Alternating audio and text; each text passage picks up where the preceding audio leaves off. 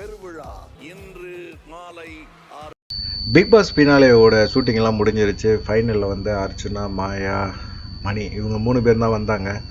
Second பிளேஸில் வந்து பார்த்திங்கன்னா மணிச்சந்திரா வந்து தேர்வு பண்ணியிருந்தாங்க. ரன்னர் அப் அவர் தான். 3வது பிளேஸில் வந்து மாயா இருக்கிறாங்க. அதுக்கப்புறம் பார்த்திங்கன்னா டைட்டில் வின்னர் அப்படின்னு சொல்லி அர்ச்சனாவுக்கு கொடுத்தாங்க. அர்ச்சனா வந்து எதிர்பார்த்த மாதிரி மக்கள் எதிர்பார்த்த அளவுக்கு ஓட்டு பயங்கரமாக இருந்தது.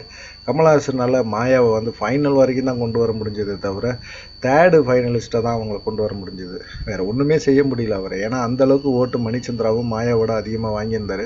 இது எல்லாத்துக்குமே தெரியும். பூர்ணிமா எல்லாமே வந்து இது பண்ணாங்க. மாயாவோட ரொம்ப பில்டப்லாம் கொடுத்தாங்க. சார் உங்கள் கையை பிடிச்சிக்கிட்டு நான் வந்து ஃபைனலில் நிற்பேன், ஒரு ரன்னராக கூட வந்துடுவேன்னு நினச்சேன் சார் அப்படிங்கிற மாதிரிலாம் புலம்புனாங்க.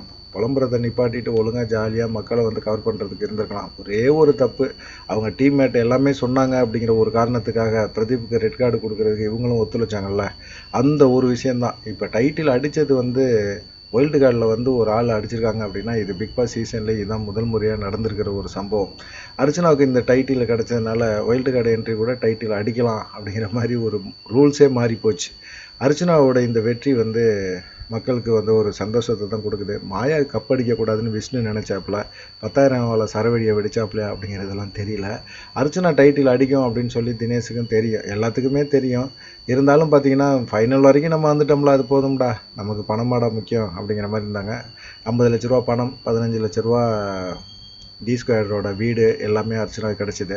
அர்ச்சனா ஹாப்பி தான். இனிமேல் என் வாழ்க்கையில் வந்து ஒரு மாற்றம் வரும் அப்படின்னு சொல்லி அர்ச்சனா சொல்லியிருக்காங்க. பார்க்கலாம் என்ன நடக்கும் அப்படின்னு சொல்லி. அர்ச்சனா ஜெயித்தது மாயாவோட கன்னிங் தான். மாயா வந்து குரூப்பிசம் பண்ணனால தான் மாயா தோற்று போனாங்க. அதுவும் அர்ச்சனாவோட வெற்றிக்கு காரணம் அப்படின்னு நினைக்கிறவங்க கமெண்ட் பண்ணுங்கள். நன்றி, வணக்கம்.